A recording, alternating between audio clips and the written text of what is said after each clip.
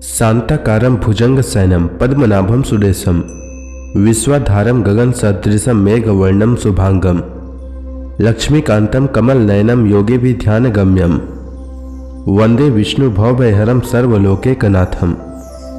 मंगलम भगवान विष्णु मंगलम गरुड़ध्वज मंगलम पुंडरीकाक्ष मंगलाय तनोहरि। ओम नमो भगवते वासुदेवाय। आज का दिन आप सभी के लिए मंगलमय हो। आज माघ महीने का 5वां दिन है। आइए सुनते हैं माघ मास कथा का 5वां अध्याय। उद्धव जी ने आगे कहा, फिर ब्राह्मणों की आज्ञा पाकर यादवों ने भोजन किया और वारुणी मदिरा पी। उससे उनका ज्ञान नष्ट हो गया और वे दुर्वचनों से एक दूसरे के हृदय को चोट पहुंचाने लगे। मदिरा के नशे में उनकी बुद्धि बिगड़ गई और जैसे आपस की रगड़ से बांसों में आग लग जाती है, उसी प्रकार सूर्यास्त होते होते उनमें मार काट होने लगी। भगवान अपनी माया की उस विचित्र गति को देखकर सरस्वती के जल से आचमन करके एक वृक्ष के नीचे बैठ गए। इससे पहले ही शरणागतों का दुख दूर करने वाले भगवान श्री कृष्ण ने अपने कुल का संहार करने की इच्छा होने पर मुझसे कह दिया था कि तुम बद्रिकाश्रम चले जाओ। विदुर जी, इससे यद्यपि मैं उनका आशय समझ गया था, तो भी स्वामी के चरणों का वियोग न सह सकने के कारण मैं उनके पीछे पीछे प्रवास क्षेत्र में पहुंच गया। वहां मैंने देखा कि जो सबके आश्रय हैं किंतु जिनका कोई और आश्रय नहीं है, वे प्रियतम प्रभु शोभाधाम श्याम सुंदर सरस्वती के तट पर अकेले ही बैठे हैं। दिव्य विशुद्ध सत्व में अत्यंत सुंदर श्याम शरीर है। शांति से भरी रत्नारी आंखें हैं। उनकी 4 भुजाएं और रेशमी पीतांबर देखकर मैंने उनको दूर से ही पहचान लिया। वे एक पीपल के छोटे से वृक्ष का सहारा लिए बाईं जांघ पर दायां चरण कमल रखे बैठे थे। भोजन पान का त्याग कर देने पर भी वे आनंद से प्रफुल्लित हो रहे थे। इसी समय व्यास जी के प्रिय मित्र परम भागवत सिद्ध मैत्रेय जी लोकों में स्वच्छंद विचरते हुए वहां आ पहुंचे। मैत्रेय मुनि भगवान के अनुरागी भक्त हैं। आनंद और भक्ति भाव से उनकी गर्दन झुक रही थी। उनके सामने ही श्री हरि ने प्रेम एवं मुस्कान युक्त चितवन से मुझे आनंदित करते हुए कहा। श्री भगवान कहने लगे, मैं तुम्हारी आंतरिक अभिलाषा जानता हूं, इसलिए मैं तुम्हें वह साधन देता हूं जो दूसरों के लिए अत्यंत दुर्लभ है। उद्धव, तुम पूर्व जन्म में वसु थे। विश्व की रचना करने वाले प्रजापतियों और वसुओं के यज्ञ में मुझे पाने की इच्छा से ही तुमने मेरी आराधना की थी। साधु स्वभाव उद्धव, संसार में तुम्हारा यह अंतिम जन्म है, क्योंकि इसमें तुमने मेरा अनुग्रह प्राप्त कर लिया है। अब मैं मृत्यु लोक को छोड़कर अपने धाम में जाना चाहता हूं। इस समय यहां एकांत में तुमने अपनी अनन्य भक्ति के कारण ही मेरा दर्शन पाया है। यह बड़े सौभाग्य की बात है। पूर्व काल के आरंभ में मैंने अपने नाभि कमल पर बैठे हुए ब्रह्मा को अपनी महिमा का प्रकट करने वाले जिस श्रेष्ठ ज्ञान का उपदेश किया था और जिसे विवेकी लोग भागवत कहते हैं, वही मैं तुम्हें देता हूं। विदुर जी, मुझ पर तो प्रति क्षण उन परम पुरुष की कृपा बरस रही थी। इस समय उनके इस प्रकार आदरपूर्वक कहने से स्नेहवश मुझे रोमांच हो आया। मेरी वाणी गदगद हो गई और नेत्रों से आंसुओं की धारा बहने लगी। उस समय मैंने हाथ जोड़कर उनसे कहा, स्वामी, आपके चरण कमलों की सेवा करने वाले पुरुषों को इस संसार में अर्थ, धर्म, काम और मोक्ष, इन चारों में से कोई भी पदार्थ दुर्लभ नहीं है। तथापि मुझे उनमें से किसी की भी इच्छा नहीं है। मैं तो केवल आपके चरण कमलों की सेवा के लिए ही ललायित रहता हूं। प्रभु, आप निष्प्रिय होकर भी कर्म करते हैं, अजन्मा होकर भी जन्म लेते हैं, काल रूप होकर भी शत्रु के डर से भागते हैं और द्वारका के किले में जाकर छिप जाते हैं। इन विचित्र चरित्रों को देखकर विद्वानों की बुद्धि भी चक्कर में पड़ जाती है।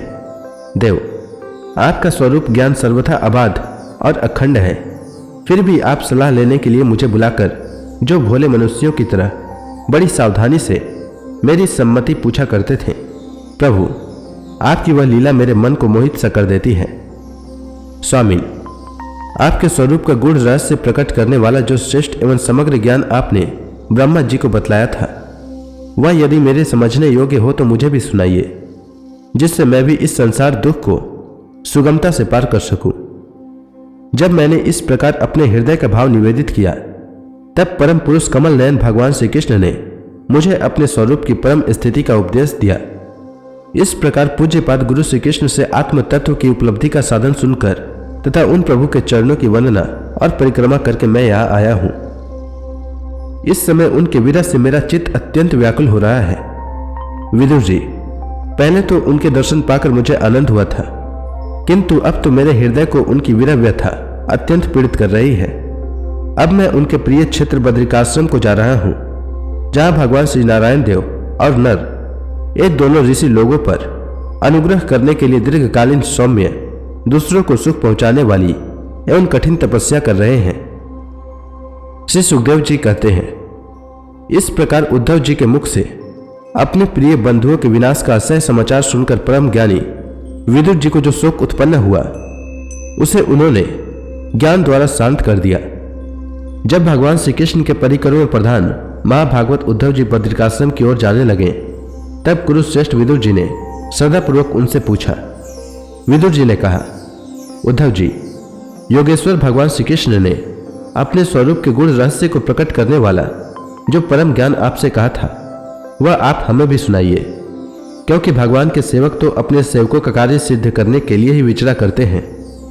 उद्धव जी ने कहा, उस तत्व ज्ञान के लिए आपको मुनिवर मैत्रेय जी की सेवा करनी चाहिए। इस मृत्यु लोक को छोड़ते समय मेरे सामने स्वयं भगवान ने ही आपको उपदेश करने के लिए उन्हें आज्ञा दी थी।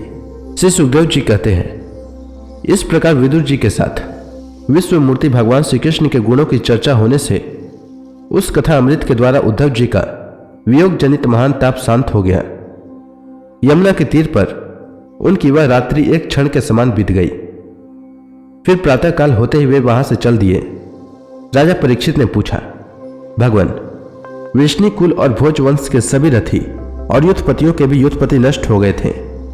यहां तक कि त्रिलोकीनाथ श्री हरि को भी अपना वह रूप छोड़ना पड़ा था। फिर उन सब के मुखिया उद्धव जी कैसे बच रहे?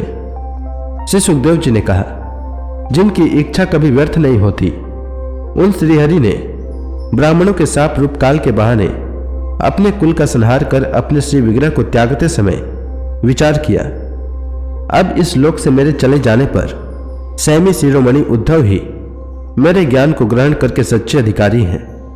उद्धव मुझसे अनुमात्र भी कम नहीं है, क्योंकि वे आत्मजयी हैं। अतः लोगों को मेरे ज्ञान की शिक्षा देते हुए वे यहीं रहे। वेदों के मूल कारण जगत गुरु श्री कृष्ण के इस प्रकार आज्ञा देने पर उद्धव जी बद्रिकाश्रम में जाकर समाधि योग द्वारा श्री हरि की आराधना करने लगे। कुरुश्रेष्ठ परीक्षित, परमात्मा श्री कृष्ण ने लीला से ही अपना श्री विग्रह प्रकट किया था और लीला से ही उसे अंतर्ध्यान भी कर दिया। उनका वह अंतर्ध्यान होना भी धीर पुरुषों का उत्साह बढ़ाने वाला तथा दूसरे पशु तुल्य अधीर पुरुषों के लिए अत्यंत दुष्कर था।